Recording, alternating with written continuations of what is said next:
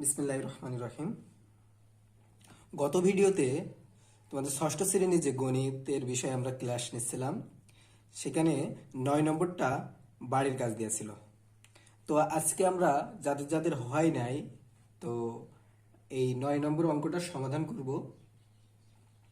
এখন যাদের যাদের হয় নাই তারা তারা মিলায় নাও। হ্যাঁ, তো আমি এখন অঙ্কটা পড়ছি, তোমরা একটু বইয়ের সাথে মিলাই নাও। যদি অঙ্ক পড়তে পারো তাহলে সবচাইতে ভালো হবে কি, অঙ্ক যদি পড়তে পারো তুমি, তাহলে তোমার অঙ্ক করা সব থেকে সহজ হয়ে যাবে। তো আমরা অঙ্কটা আগে পড়ে নিই। বলছে, আজ ফুটবল দল এবং বাস্কেটবল দল উভয়ের খেলা ছিল।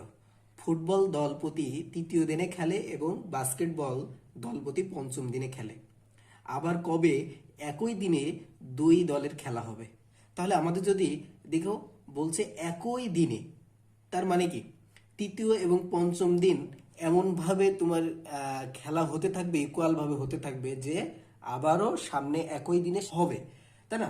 তাহলে আমরা এখন বলতে পারি কি, যে তৃতীয় এবং পঞ্চম দিনের যে লসাগু, সেটাই হবে কি একই দিনে দুই দলের খেলা। তাহলে আমরা এভাবে লিখতে পারি এখানে যে তৃতীয় এবং পঞ্চম দিনের লসাগু হবে, তৃতীয় এবং পঞ্চম দিনের লসাগু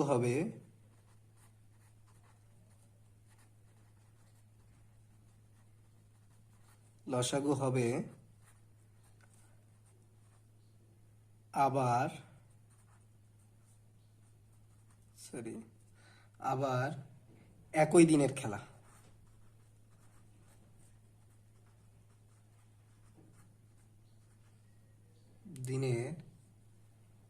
একই দিনের দুই দলের খেলা।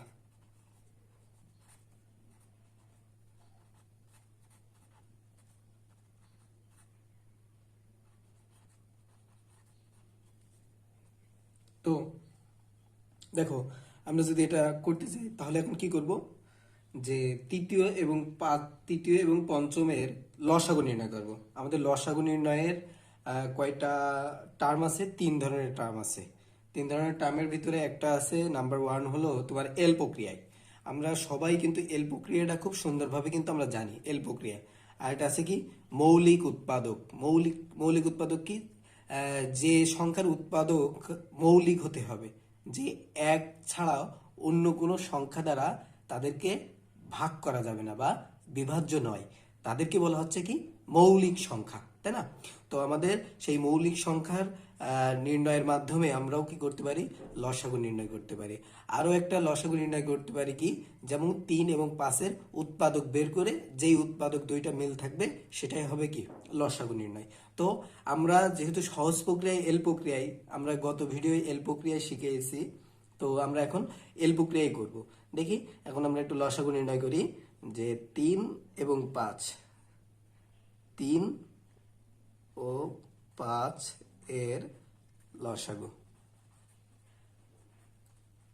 দেখো, 3 এবং 5-এর লসাগু যদি আমরা নির্ণয় করতে যাই, দেখো 3ও তোমার মৌলিক সংখ্যা, 5ও মৌলিক সংখ্যা। তো এখানে অন্য কোনো সংখ্যা দ্বারা কিন্তু এরা বিভাজ্য নয়। তাহলে আমরা যেহেতু বিভাজ্য যদি না হয়, তাহলে আমরা সেক্ষেত্রে লসাগুর নিয়মে কি জানি, যে দুইটি সংখ্যার গুণ করে দিলেই লসাগুটা পেয়ে যাব। তাই আমরা দুইটা সংখ্যার গুণ করে দেব, 3 গুণ 5, তাহলে কত হবে? 3 5 15। তাহলে এর উত্তরটা কি আসবে মধু? 3 5 15, 15তম দিনে কি হবে? ওই দুই দলের একই খেলা হবে, তাই না? তাহলে আমরা এখানে উত্তর এভাবে লিখতে পারি যে উত্তর, দুইটি খেলা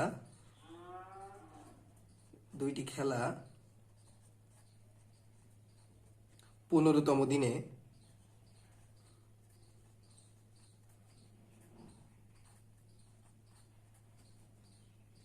দিনে